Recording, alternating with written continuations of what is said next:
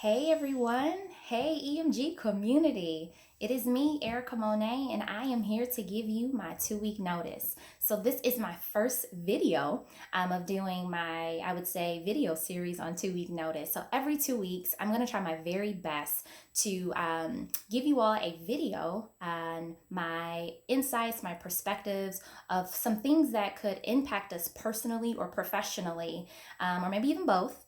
And wanted to just share that with you all so that you will then be able to create your own action plan. So I will be putting you on notice. So that is kind of the sum of what the 2 week notice is going to be about. So hopefully you all will participate in the comments and be engaged, and not only just with me, but also with others as well. So with that said, kicking it off, Happy New Year, everybody. It is now 2021, and we said goodbye to 2020, in which we all were ready to say goodbye to 2020 as soon as the pandemic got here. So, with that said, there are people who are excited about this year. I mean, we're talking new goals, a fresh start. When things are new, it's just something that it does for us. It gives us a different motivation, a different outlook, and feels like there's a beginning for you again. And so I am excited for all of that for 2021 and for you. Also, we're still in a pandemic. Even though the pandemic started in 2020, we're still in the pandemic. And over the last few weeks, people have been getting the vaccine, and like frontline workers, elderly people, they've been getting the vaccine. And I would say that people are still recovering, recouping, rebuilding from either having the virus, or they're grieving of losing someone from the virus. So my thoughts, my prayers, and my love go out to everyone who is recouping in some way, who are still grieving and trying to rebuild and refocus and just align their lives a bit differently due to the impact of COVID, because it's impacted everyone in a variety of ways that none of us probably would have ever imagined. So, the next thing is that on January 6th, our US Capitol was stormed by domestic terrorists. And what I'm seeing in my feed on social media, what I am reading is that people are finding out that some of the people that they work with were there being a terrorist, and they are now questioning, how do I do this? I'm seeing articles come out where employers are trying to figure out, hey, should I discipline? What rights do I have as an employer to even hold my employees accountable for their off duty, out of work hours type of behavior and actions that take place?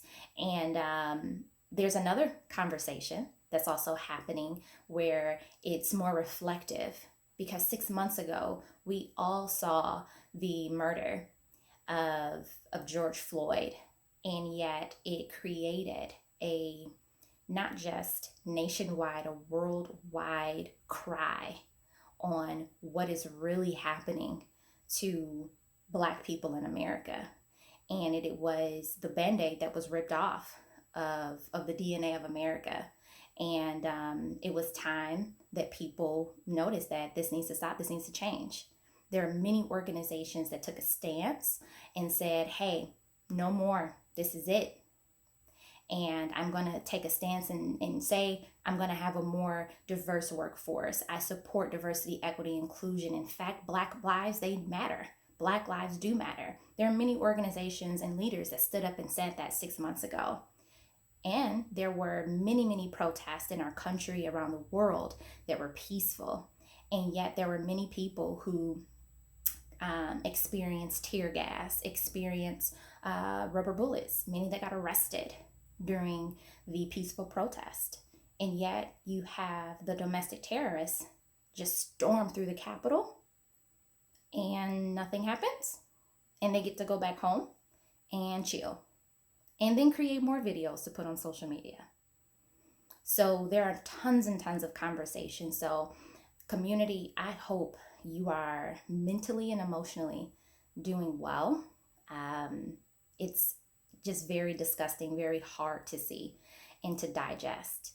And I'm sure that we're not really talking about this at work, because we're trying to figure out, how do you even talk about this at work? What can I even do, right?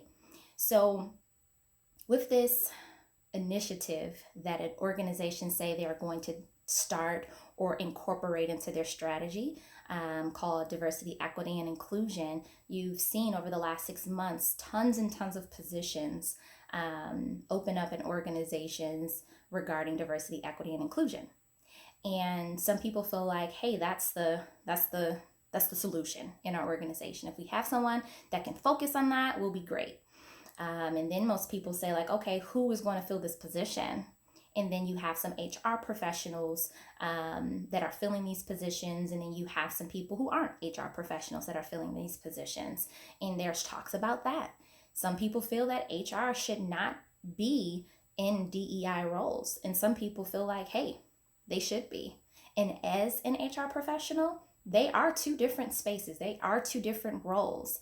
I do feel that HR professionals, we have the training and competence to be very effective in the DEI space for sure. And I think we're really qualified from a skill set perspective to be able to contribute to that as well. But that's not the only thing that the role is about. And so in this movement of diversity, equity, and inclusion, I see this as an opportunity for two roles that need to kind of come about. One role is being a champion, being a courageous champion. And the second one being a consistent checker. And what I mean by a consistent checker is someone who is going to do the due diligence to ensure that every department, including human resources, is doing everything that we have set out. Are we honoring our values? Are we honoring diversity, equity, and inclusion? Are we truly putting in that work? And are we actually doing the work and holding ourselves accountable? Somebody needs to do that. Somebody needs to be a courageous champion. Someone needs to be actually calling it out as soon as it approaches the organization, as soon as it steps into the team and saying, hey, this is what we are about and this is what we are not about. And you have to have a lot of courage to do that. So who's going to be a courageous champion? Who's going to be a consistent checker to make sure and to inspect that justice is being served? So with that said, I'm putting you on notice. What is it going to be? Do you have the bravery and grace to be a consistent checker, to be a courageous champion in this movement? Because diversity, equity, and inclusion is a movement. This isn't just a check in a box matter. This isn't just some sort of project or initiative at work that you can say, hey, I was a part of this project and I got it and we're good to go. Project done. No, that's not what this is. This is a movement. And we need people that are going to be here for the entire movement, not just this moment. So what's it going to be, people? Are you going to be a champion of this movement, a courageous champion? Are you going to be a checker, a consistent checker? Somebody got to do the due diligence. So what's it going to be? Please put the comments below. Please tell me your thoughts. And I hope to see some really engaging things and promising things on people actually doing things in their organization as it relates to this. And if you find yourself saying, hey, I'm not going to be a consistent checker because that's just not my area, that's not my strength, or I can't be a champion, I can't be a courageous champion because it's just not my area, then what is your area? So if it's not either one of those, that's okay. Then what is your area? Share that with me because I'm curious to know. Because my area is being the liaison between the two.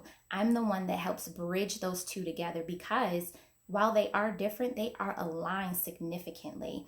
And in order to move this needle forward, in order to push this forward, we need to be able to work together, have harmony, and be able to collaborate in ways that we've never collaborated before.